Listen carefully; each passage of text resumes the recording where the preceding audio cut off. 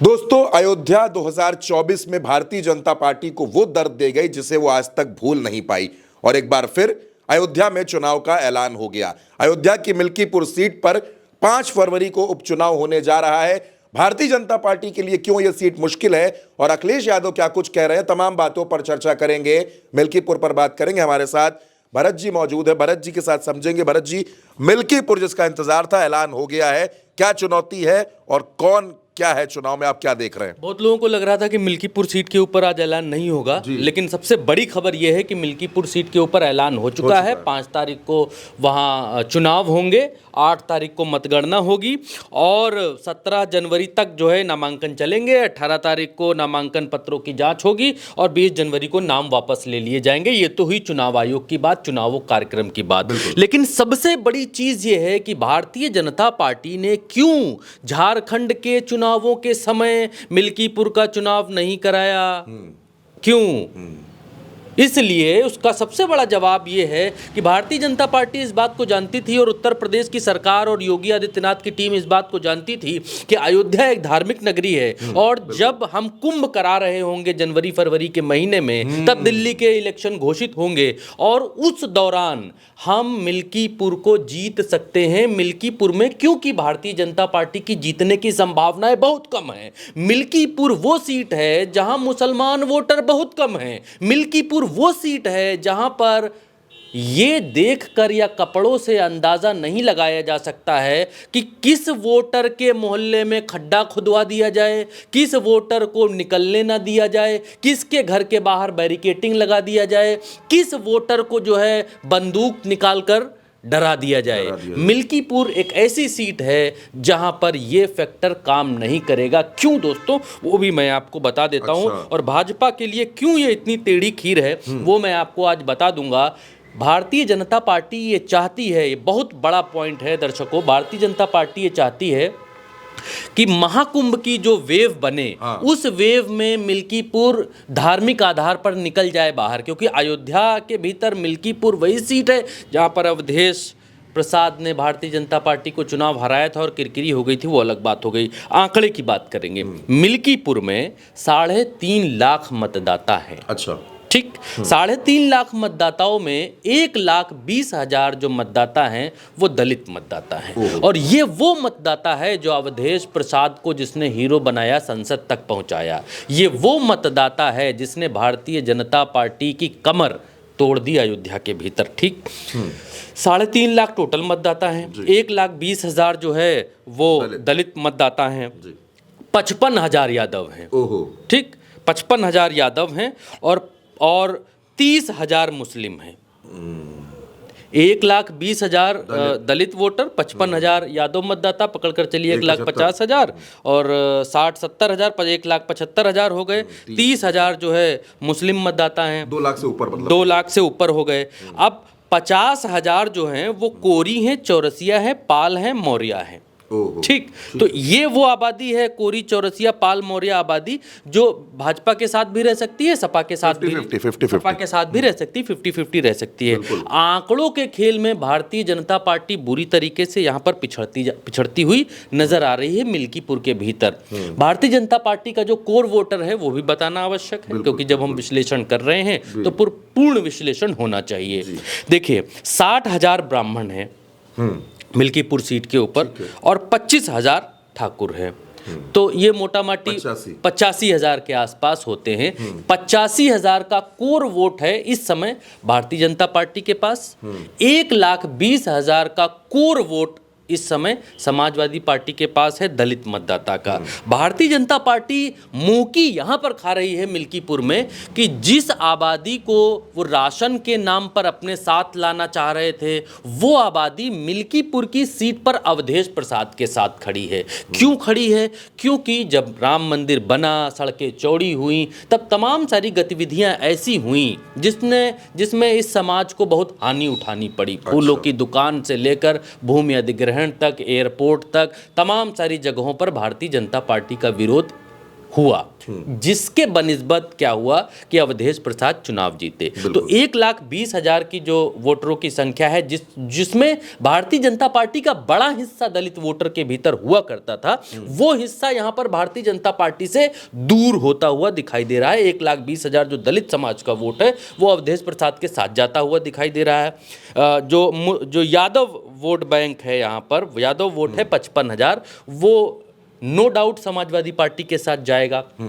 जैसे ब्राह्मण और Thakur won't know doubt Bharatiya Janata party के साथ अयोध्या के भीतर जा सकता है। इसमें भी ब्राह्मण वोट के भीतर छिटकाव रहता है, लेकिन अयोध्या के भीतर हम ये मानकर चलते हैं कि ब्राह्मण वोट भारतीय जनता पार्टी के साथ जाएगा। अयोध्या के भीतर ठाकुर वोट भी उनके साथ जाएगा। थोड़ा पिछड़ा वोट बैंक, जिनकी यादवों से नहीं बनती है, यादव जाति से नहीं बनती है, पिछड़े समाज के भीतर, जैसे कोरी चौरसिया, ये जो दो बिरादरी हैं, इनमें थोड़ा सा अलगाव वहाँ पर देखने को मिल सकता है। लेकिन मौर्य और पाल, ये जो दो आबादी हैं, ये फिर समाजवादी पार्टी के साथ वहाँ पर आती हुई दिखाई देती हैं। चलिए, ये तो हो गया ये गुणागणित आपके नंबर्स के खेल का। चलिए, नंबर्स में भी नहीं जाते हैं, मिल्कीपुर सीट के ऊपर नंबर्स में भी नहीं जाते हैं।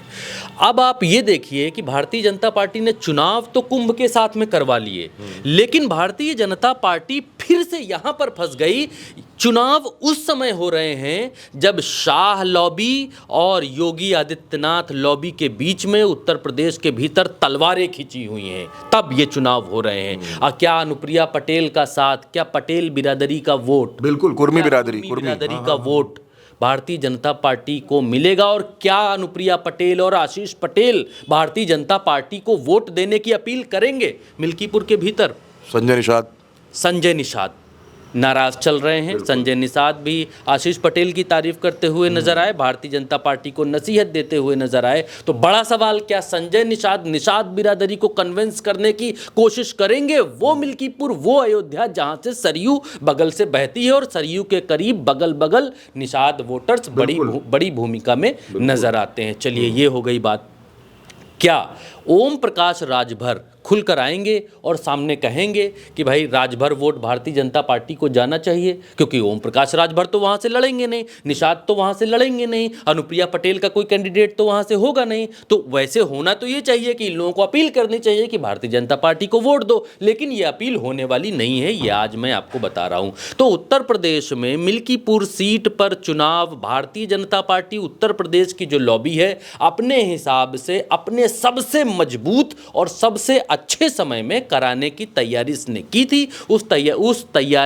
वो तैयारी सफल होती हुई दिखाई दी। कुंभ के साथ अयोध्या, वाह वाह, क्या संयोग और क्या योग बन रहा है। संयोग प्रयोग सब हो रहा है। लेकिन जो संगठनात्मक प्रयोग और संयोग है वो भारतीय जनता पार्टी के साथ नहीं दिखाई दे रहा है। और क्या गुजरात लॉबी ये चाहेगी मिल्कीपुर के इस चुनाव में कि जहां पर भारतीय जनता पार्टी, यानी जब नरेंद्र मोदी का चुनाव हो रहा था तब उनको हार मिली, तब उनके लिए सीढ़ी पूरी नहीं डाली गई, तब उनको हार का मुंह देखना पड़ा, तो क्या वो ये चाहते हैं कि उत्तर प्रदेश की लॉबी जब चुनाव में हो तो उनके अपने लोग यहाँ पर सहयोग करने के लिए उतरें? ये बात इससे भी प्रमाणित होती है कि भारतीय जनता पार्टी उत्तर प्रदेश में 6 मंत्रियों की टीम अयोध्या में उतारी है भारतीय जनता पार्टी ने। और इसमें देखिए कौन कौन है। सूर्य प्रताप शाही अयोध्या के प्रभारी मंत्री जो हैं वो बनाए गए हैं। जल शक्ति मंत्री स्वतंत्र देव सिंह जो थे वो बनाए गए हैं। सहकारी राज्य मंत्री स्वतंत्र प्रभार JPS राठौर, वो उनको वहाँ का जिम्मेदारी दी गई है। आयुष एवं औषधि प्रशासन राज्य मंत्री स्वतंत्र प्रभार डॉक्टर दयाशंकर दयालु, वाराणसी से आते हैं ये। हाँ, उनको जो है बनाया गया है। राज्य मंत्री हैं मयंकेश्वर सरल सिंह और सतीश शर्मा। इन लोगों को वहाँ की जिम्मेदारी दी गई है। मिल्कीपुर सीट की 6 मंत्रियों को जिम्मेदारी। योगी आदित्यनाथ खुद जो है वहाँ का चुनाव जैसे खुद लड़ेंगे, इस तरीके से प्रचार करेंगे। लेकिन भारतीय जनता पार्टी के साथ सबसे बड़ी दिक्कत यहाँ पर ये आएगी कि यहाँ पर मुस्लिम मतदाता उतना है नहीं। कि मुस्लिम मतदाता को पुलिस वाले गोली दिखाकर या प्रशासन उस तरीके से बिहेव करके मुस्लिम मतदाता को डराकर यहाँ पर चुनाव जीतने की कोशिश करे। और जैसे हमने उपचुनावों में देखा कि क्या क्या कहाँ क्या क्या हुआ, किस तरीके सीसामऊ में, कटहरी में आफत मची, उस तरीके की कोशिश यहाँ पर असफल होती नजर आएगी, क्योंकि मुस्लिम मतदाता सिर्फ 30,000 है। अब आप खोजिए कि 1,20,000 दलित मतदाताओं में कौन भाजपा का है, कौन समाजवादी पार्टी का है। अब आप खोजिए कि 55,000 यादवों में शक्ल से खोजिए कि ये दलित है कि यादव है। खोजते रहिए, क्योंकि यादव तो बुर्का पहन के चलने से रहा, दलित तो बुर्का पहन के चलने से रहा, टोपी लगाकर चलने से रहा। तो ये पहचान बड़ी मुश्किल हो जाएगी। अगर सत्ता के दम पर भी चुनाव मिल्कीपुर का जीतने की कोशिश होगी, तो यहाँ पर भारतीय जनता पार्टी को इस पर जो है वो दिक्कत का सामना करना पड़ेगा। प्लस पॉइंट बीजेपी का सिर्फ ये है, यहाँ पर प्लस पॉइंट सिर्फ ये है कि कुंभ का मॉडल दिखा के, कुंभ की तस्वीरें दिखा के, टीवी पर कुंभ के नाम पर इंप्रेशन जमा के अयोध्या के लोगों को कन्विंस किया जाए कि हमसे बड़ा धर्मार्थी कोई नहीं है। पिछली बार आपने नहीं दिया था, इस बार दीजिए। लेकिन आंकड़े, चाहे वो संगठनात्मक तौर पर हो, चाहे वो वोटर के तौर पर हो, चाहे वो जातिगत और धार्मिक आधार पर हो, भारतीय जनता पार्टी के साथ मिल्कीपुर के भीतर साथ देते हुए नहीं दिखाई दे रहे हैं। और अब रही बड़ी बात ईवीएम का खेल, तो फिर ईवीएम से तो कुछ भी किया जा सकता है। बिल्कुल सही बात है। और खास बात यह है दर्शकों, भरत जी ने 6 नाम बताए, 6 मंत्रियों के नाम बताए, उनमें से एक भी दलित नहीं है। यह भी बड़ी खास बात है अयोध्या के चुनाव में। और अयोध्या के मिल्कीपुर का चुनाव अपने आप में रोचक होने वाला है, क्योंकि अखिलेश यादव ने भी कई बड़े संकेत दिए और ये कहा है कि पूरे देश की मीडिया को अयोध्या का चुनाव जरूर कवर करना चाहिए, मिल्कीपुर जरूर आना चाहिए।